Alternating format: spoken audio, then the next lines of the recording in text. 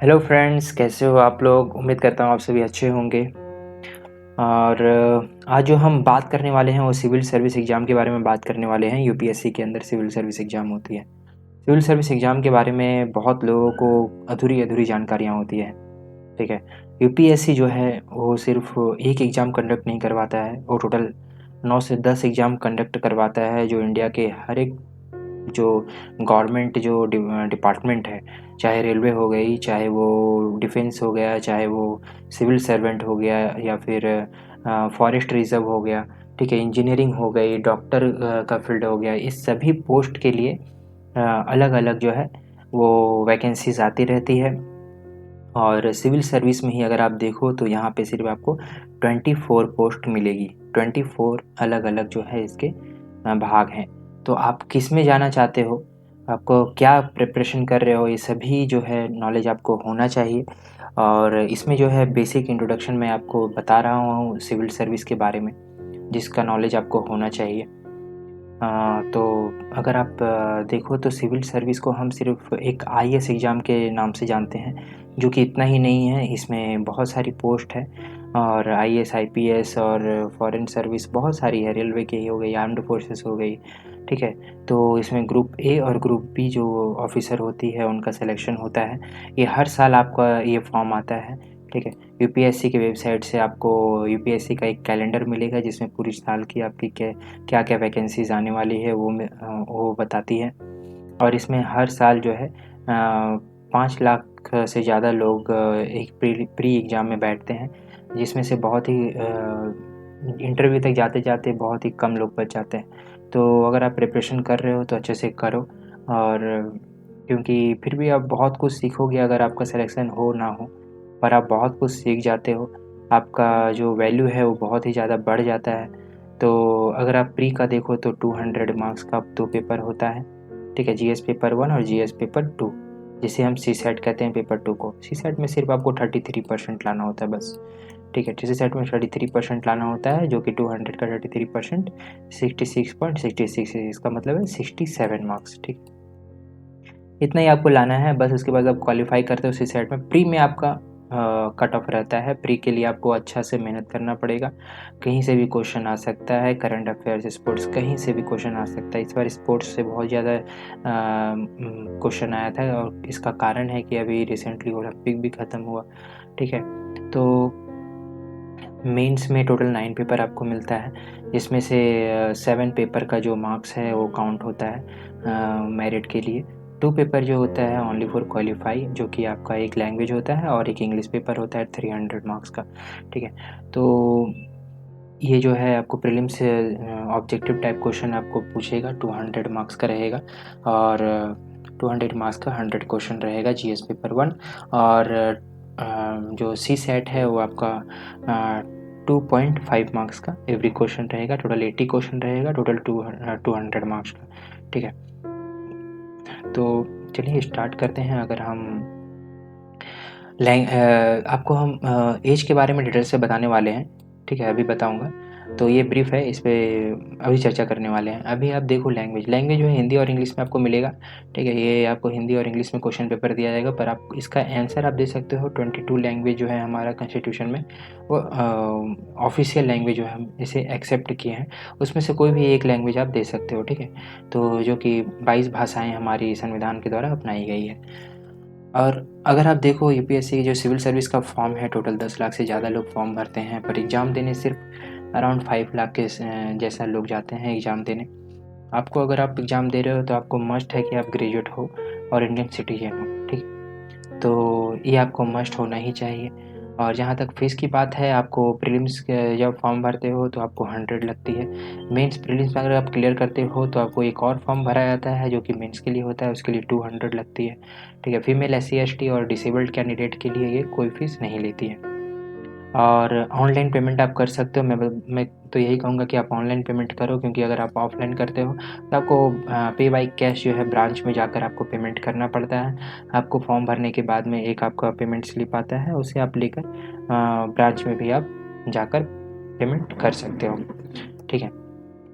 Educational qualification बहुत ही important है। आपको बहुत सारे लोगों को डाउट होता है, उनके पास डिस्टेंस का सर्टिफ़िकेट होता है या फिर ओपन यूनिवर्सिटी या फिर प्राइवेट यूनिवर्सिटी हो गया या फिर कोई अपनी ग्रेजुएशन के लास्ट ईयर में है, बहुत डाउट होता है इसके बारे में भी लोगों को। तो आपके पास कोई भी डिग्री है, डज़न्ट मैटर स्टेट गवर्नमेंट या सेंट्रल गवर्नमेंट के अंदर वो यूनिवर्सिटी आती हो और रिकॉग्नाइज़ हो यूनिवर्सिटी, करेस्पॉन्डेंस से भी कर सकते हो, डिस्टेंस से भी कर सकते हो, ओपन से भी कर सकते हो, प्राइवेट से भी कर सकते हो, बशर्ते कि वो गवर्नमेंट के थ्रू वो हमारा वो यूजीसी जो होती है उससे अप्रूवल हो। कैंडिडेट हुआ पास्ट इन फाइनल, जो फाइनल एग्ज़ाम है एमबीबीएस के, वो भी ये फॉर्म को भर सकते हैं और इसे जा सकते हैं एमबीबीएस के फाइनल ईयर में भर सकते हो, या फिर चार्टर्ड अकाउंटेंट या कंपनी सेक्रेटरी में आप फाइनल ईयर में हो और आप लास्ट ईयर में हो तो भी आप भर सकते हो। फॉरेन यूनिवर्सिटी से अगर आप कोई ग्रेजुएशन कर रहे हो तो आपको वो university association of Indian university के अंदर आनी चाहिए, ठीक है। तो ये एजुकेशनल क्वालिफिकेशन हो गई। नेक्स्ट जो है हमारा एज, बहुत ही इंपॉर्टेंट फैक्टर है। आपकी मेहनत सभी डिपेंड करेगी इस एज के अंदर ही, इस सीमा के अंदर ही आप जो करना है कर सकते हो। ये सीमा गई, उसके बाद आप यहाँ से बाहर निकल जाते हो। तो आपको मिनिमम जो एज है 21 ईयर्स, आपको आप इस एग्ज़ाम में आप बैठ सकते हो और मैक्सिमम 32 ईयर्स तक जनरल कैटेगरी के लिए। और ओबीसी और फिजिकल हैंडीकैप जो है वो 9 टाइम वो बैठ सकता है, ठीक है। मैक्सिमम जो एज है 37 ईयर्स तक वो बैठ सकता है बिना किसी परेशानी के, ठीक है। और SC/ST के लिए कोई लिमिटेशन नहीं है।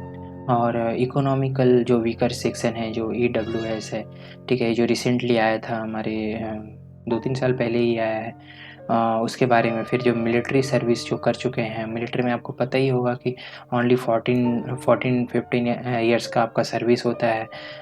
तो अगर आप मिलिट्री से हो और आप रिटायर्ड हो चुके हो तो भी उसके लिए भी कुछ क्राइटेरिया है। तो इसके ये आप पूरा पढ़ लेना, क्योंकि मैं अगर पूरी बताने जाऊँ तो वीडियो थोड़ा लंबा हो जाएगा।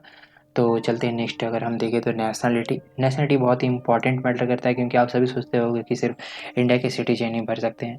हमारी जो 3 पोस्ट हैं जो कि इंडिया की सॉफ्ट पावर को होल्ड करती है और ये बहुत ही इंपॉर्टेंट है। इस तीनों पोस्ट में अगर ज़रा सा भी इधर-उधर होती है तो इंडिया की इमेज पे वो डायरेक्ट इम्पैक्ट करता है, ठीक है। डायरेक्ट इनडायरेक्ट वो इंडिया की इमेज को ख़राब करता है। तो इसीलिए Indian administrative service, Indian police service और इंडियन फॉरेन सर्विस, इन तीनों पोस्ट के लिए आपको मस्ट है कि आप इंडियन सिटीजन होना ही चाहिए, ठीक है। ये 3 पोस्ट हो गई। अगर आप 24 में से अगर आप 3 माइनस करोगे तो आपको हो जाएगा 21 पोस्ट के लिए आप अप्लाई करो। अगर आप इंडिया से बाहर हो, वेलकम, आप आराम से भर सकते हो। नेपाल से हो, भूटान से हो, डजेंट मैटर, आप तैयारी करो। तिब्बतन रिफ्यूजी हो, 1962 के पहले अगर आप इंडिया में आए हो, जब इंडिया चाइना से वार हुआ, जब तिब्बत पे चाइना ने तिब्बत को चाइना अपने कंट्रोल में कर लिया, अगर आप आए हो तो भी आप भर सकते हो, ठीक है।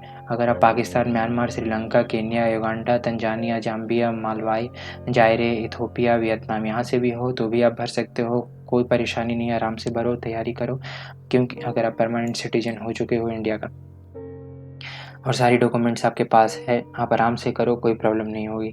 और वैकेंसी और सिलेक्शन की बात करते हैं, ये बहुत ही इम्पॉर्टेंट है, क्योंकि ये डिपेंड करता है आपका जो थिंकिंग है। आप सोच सकते हो कि आप ये एग्ज़ाम का एक आप पहलू देख सकते हो कि इसमें कितने लोग जा रहे हैं, कितना इसका पास हो रही है, कितना सिलेक्शन हो रहा है, ठीक है। ये सभी जो है आप देख कर समझ सकते हो, एक अंदाज़ा लगा सकते हो। ये बहुत ही इम्पॉर्टेंट है, आप इसे देख कर थोड़ा समझ लो। 2010 से 2020 का डेटा मैं आपके पास लेकर आया हूँ, जिसमें आपको पता चलेगा। मैं आपको रिसेंटली वाला बताता हूँ 2020 का, ठीक है। 10,40,060 लोगों ने, 10,40,060 लोगों ने फॉर्म भरा, अप्लाई किया सिविल सर्विस एग्ज़ाम के लिए। प्रीलिम्स में जो गए आधे हो गए। देखो, एग्ज़ाम में बैठोगे तो आपका अटेम्प्ट कहलाएगा, नहीं बैठोगे अटेम्प्ट नहीं कहलाएगा। सिर्फ फॉर्म भरने से अटेम्प्ट नहीं होता है। 4,82,770 लोगों ने प्रीलिम्स एग्ज़ाम में बैठा और उसके बाद 10,564 जो है मेंस क्वालिफाई करके वो चले गए इंटरव्यू में, ठीक है। इंटरव्यू में अगर आप देखो तो 2053 लोगों ने इंटरव्यू में बैठे, 761 का सिलेक्शन हुआ। 761 का सिलेक्शन हुआ। अभी आप सोचोगे कि भैया टोटल वैकेंसी तो 796 था, तो फिर 761 को ही क्यों लिया? तो ये जो है आप इसके बारे में भी समझ लो। ये जो कुछ एक्स्ट्रा वैकेंसीज़ है ये सिर्फ यूपीएससी के सिविल सर्विस में ही नहीं, ये इंडिया के आप राज्यसभा देखो या लोकसभा देखो, वहाँ पे भी कुछ एक्स्ट्रा वैकेंसीज़ रखी जाती है, जो कि हमारे देश के जो कुछ इम्पोर्टेंट पर्सन हैं, जो कि लिटरेचर, कल्चर और इंडियन सोसाइटी के लिए जो कुछ इम्पोर्टेंट करते हैं, जो कि सभी से अलग करते हैं और बहुत ही फेमस पर्सन है, ठीक है? तो उन्हें ये सौंपा जाता है इस वैकेंसी को। जैसे कि आप कुछ लोग कुछ 1-2 नाम आप सुने ही होंगे, जो कि इंडिया के स्पोर्ट्स के लिए बहुत ज़्यादा कुछ किए हैं, ठीक है? बहुत ज़्यादा कुछ किए हैं और बाद में उन्हें आईपीएस का रैंक मिला है, ठीक है? ये सिविल सर्विस के आईपीएस पोस्ट में हुए सर्विस दिया है। तो ऐसे-ऐसे लोग मिलेंगे, 1-2 नहीं बहुत मिलेंगे आपको, जो कि ओलंपिक में गए हैं या फिर अलग-अलग स्पोर्ट्स में अच्छे-अच्छे काम किए हैं, बहुत ही ज़्यादा कुछ स्पेशल किया है दूसरे लोगों से, तो उन्हें ये रैंक दिया जाता है, ठीक है? तो जैसे आप महेंद्र सिंह धोनी को आर्मी में लेफ्टिनेंट का रैंक दिया गया, ठीक है? तो ये उनको उनके काम से दिया गया है, देश के लिए जो उन्होंने किया और जो इम्पोर्टेंट। सचिन तेंदुलकर को भी एक एयर फोर्स में एक पोस्ट दिया गया है ऑफिसर का, उसी तरह उन्हें राज्यसभा में भी एक मेंबर ऑफ पार्लियामेंट के तौर पर एक दिया गया है, ठीक है? तो एक सीट दिया गया है, वो सिर्फ इम्पोर्टेंट जो करते हैं देश के लिए उन्हें दिया जाता है, सभी को नहीं दिया जाता है। नेक्स्ट जो है, अगर हम 1994 से 2018 तक अगर हम डेटा देखें तो पता चलेगा वैकेंसी का क्या उलटफेर हुआ है। कभी बहुत ही कम चला गया 310 पे, तो कभी आ गया 1200, 1291, ठीक है? और दुर्भाग्य से ये हमारा इलेक्शन का टाइम था, तो 1291 आया था। उसके बाद जो है वैकेंसी हमेशा अप डाउन रही है, ठीक है? अभी भी अगर आप देखो ना तो आपको पता चलेगा कि हमारे देश में टोटल 1700 जो आईएएस आईपीएस के जो पोस्ट है, अभी भी सिविल सर्वेंट का ये पोस्ट जो है अभी भी कमी है, पर इसका सिलेक्शन नहीं होता है। पता नहीं गवर्नमेंट के पास बजट का कमी है या सैलरी या फिर किस चीज़ का कमी है, पर वैकेंसी इतनी निकलती है, जो रिटायरमेंट हो रहा है एवरी ईयर और जो पोस्ट वैकेंट हो रही है उस अनुसार 782 निकला था 2018 में, ठीक है? तो नेक्स्ट अगर आप कट ऑफ देखो, कट ऑफ बहुत इम्पॉर्टेंट है। कट ऑफ अगर आप देखो तो 2017 का कट ऑफ जनरल कैटेगरी के लिए 105.34 था, ठीक है? वहीं 2018 में ये 98 था। कट ऑफ सीसैट के लिए नहीं आपका लिया जाएगा, जैसा कि मैं आपको बताया हूँ। सीसैट सिर्फ एक क्वालीफाई है, आपकी बस एलिजिबिलिटी वो सिर्फ देखते हैं, आपकी काबिलियत सिर्फ देखते हैं कि आप बेसिक मैथ और इंग्लिश और जो आपका आप सिचुएशन पे कैसा आप रिएक्ट करते हो, बस वो आपका सिर्फ चेक किया जाता है, ठीक है? मेंटल एबिलिटी आपका चेक किया जाता है, बस आप उसके लिए क्वालिफ़ाई करो, 33% टोटल 67 मार्क्स लाओ, आपको उसमें कुछ टेंशन नहीं है। पर हाँ, इसे छोटा मत समझना, इसे कम मत समझना, ठीक है?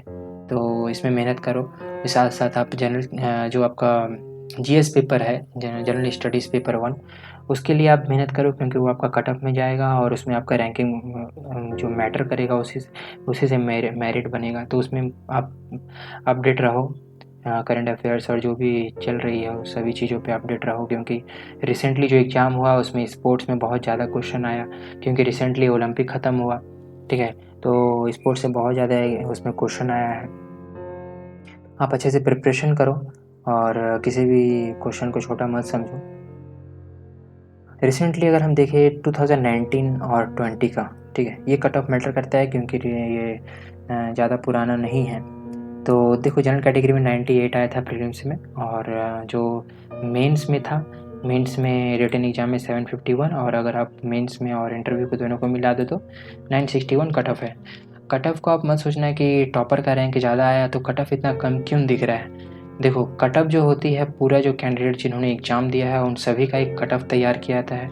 उस कट ऑफ के अनुसार जो है, जो आपका मिनिमम जो पासिंग मार्क्स हुआ है वो 961 है, ठीक है? तो रैंकिंग पे मत जाना कि शुभम कुमार जिन्होंने अभी रिसेंटली टॉप किया है उनका मार्क्स तो 1000 से ज़्यादा है, तो फिर ये कम क्यों दिखा रहा है। कट ऑफ जो है सभी का एक साथ उसे निकाला जाता है जिन्होंने क्वालिफाई किया है, ठीक है? 2020 का अगर आप देखो, जीएस पेपर 1 में 92 था, जनरल कैटेगरी में ये मेंस में 736 रिटन एग्ज़ाम में, और इंटरव्यू को मिला दो ना 944। इंटरव्यू जो होती है, इंटरव्यू में सबसे ज़्यादा मार्क्स लाने वाली हमारी थी अपर्ला मिश्रा, 215 मार्क्स आया था इनका। 9th पोजीशन होल्ड की थी यूपीएससी के रैंक में, गाज़ियाबाद से थी, 2020 के इंटरव्यू में। इंटरव्यू भी मैटर करता है। कभी कभी इंटरव्यू में कुछ मार्क्स के लिए आप ये हो जाते हो, एक एक मार्क्स के लिए आपका रैंकिंग इधर उधर हो जाता है। ठीक है, अगर आप टॉप 100 में अगर आप आ जाते हो मतलब कि आप IAS में चले जाते हो। और अगर आप 21-22 ईयर्स अगर आप जल्दी आ जाते हो तो ज़्यादा चांस है कि आप कैबिनेट सेक्रेटरी तक जा सकते हो। ठीक है, कैबिनेट सेक्रेटरी तक जा सकते हो, ये बहुत ही अच्छा मौका है। कैबिनेट सेक्रेटरी से बाद में और अच्छे काम करते हो तो फिर आपको पॉलिटिकल पार्टी की तरफ से आपको MP का पोस्ट भी ऑफ़र किया जाता है। ठीक है, तो आपका लाइफ कहाँ से कहाँ जाएगा आपको खुद पता नहीं होगा। अगर आप मेहनत करते हो कम एज से तो आपका बहुत ही अच्छा रहेगा। तो चलते हैं नेक्स्ट। शिवम कुमार का हम मार्कशीट देखेंगे, उनके बारे में थोड़ा देखेंगे, उनका मार्क्स कैसा था। हम प्री नहीं लेंगे, मेंस में अगर देखें तो ईजेस जो होता है, ईजेस में 134, GS पेपर 1 में 115, GS पेपर 2 में 111, GS पेपर 3 में 92, GS पेपर 4 में 106। और ऑप्शनल पेपर जो है ये आप ऑप्शनल पेपर सेलेक्ट कर सकते हो। आप खुद सोचो कि आप कौन सब्जेक्ट में अच्छे हो। ठीक है, आपका कोई भी एक सब्जेक्ट होगा ही जिसमें, जैसे कि हिस्ट्री हो गई, ज्योग्राफी हो गई, या फिर कोई भी एक पॉलिटिकल साइंस है, कोई भी एक सब्जेक्ट चुनो जो कि 200 मार्क्स का आपका होगा। ठीक है, ये 200 और ये 200, तो उसमें मेहनत करो। ज़रूरी नहीं कि वो अच्छा हो तो आप उसमें मेहनत ना करो, क्योंकि क्वेश्चन कहीं से भी आ सकती है। और प्रीवियस ईयर का जो पेपर है उसे सॉल्व करो। ऑप्शनल पेपर क्योंकि ये काउंट होता है मेरिट बनाने में। रिटन एग्जाम का टोटल जो आपका आएगा इनका आया 878। ठीक है, इंटरव्यू 275 मार्क्स का था, इन्होंने 176 लाया। फाइनल जो इनका स्कोर हुआ इंटरव्यू और मेन एग्ज़ाम का 1054 हुआ, और इन्होंने 2020 में टॉप किया है, अभी न्यूज़ में भी है। ठीक है, चलते हैं अब नेक्स्ट जो है हमारा, ये कुछ डेट है जिसके बारे में आपको नॉलेज होना चाहिए कि ये कब कब नोटिफिकेशन आती है, और उसी अनुसार आप रेडी रहो, आप अप टू डेट रहो। और क्योंकि जब आप तैयारी कर रहे हो तो आपको नॉलेज होना चाहिए। 2020 का डेट जो है ये बहुत ज़्यादा उलटफेर हुआ है कोविड के कारण। ठीक है, डेट बहुत ज़्यादा ये एक्सटेंड किया गया है, आगे बढ़ा है। तो 2021 में भी देखो तो हमारा जो प्री का जो डेट था उससे 27 जून को था, पर ये देखो 10 अक्टूबर, रिसेंटली ये एग्ज़ाम हुआ है अभी। ठीक है, 10 अक्टूबर को ये एग्ज़ाम हुआ है। मेन एग्ज़ाम जो है आपका 17 सितंबर को है। देखो सब कुछ ठीक पता है, पर ये पक्का ये भी एक्सटेंड होगा, क्योंकि आप अगर 10 अक्टूबर को जब एग्ज़ाम ले रहे हो तो अभी ये टाइम तो चाहिए मेंस के लिए, थोड़ा प्रिपरेशन करने के लिए 3-4 मंथ्स। ठीक है, तो ये एक्सटेंड होके ये चला जाएगा 2022 में। तो आप भी अगर तैयारी कर रहे हो और 2022 का अगर आप टारगेट लिए हो तो प्रिपरेशन शुरू अगर आप कर चुके हो तो बहुत अच्छी बात है, और अगर आप नहीं किए हो तो करना चाहिए, क्योंकि डजेंट मैटर आप फेल होते हो पास होते हो, आप फेल भी होते हो ना तो बहुत कुछ आप सीख जाते हो, क्योंकि आपका वैल्यू एक बढ़ जाता है। आप बहुत सारी आप चीज़ें आप समझ पाते हो, देश दुनिया के बारे में बहुत सारी नॉलेज आप गेन कर लेते हो। ठीक है, आपको प्राइवेट सेक्टर में भी काम करते हो तो आपको वो बहुत हेल्पफुल होने वाला है। तो 2 फरवरी 2022 को उसके आसपास ही ये नोटिफिकेशन आ जाएगा, ड्यू डेट रहे नोटिफिकेशन से। और कब एग्ज़ाम होने वाला है, जून में ही हर साल होती है। तो तैयारी करो अच्छे से, बेस्ट ऑफ लक अगर आप कर रहे हो तो। और इसी के साथ मैं इस वीडियो को ख़त्म करता हूँ। वीडियो कैसा लगा बताना ना भूलें। तो मिलेंगे नेक्स्ट वीडियो में, तब तक के लिए ख्याल रखिए अपना और मेहनत करते रहें। और बस इतना ही, जय हिंद।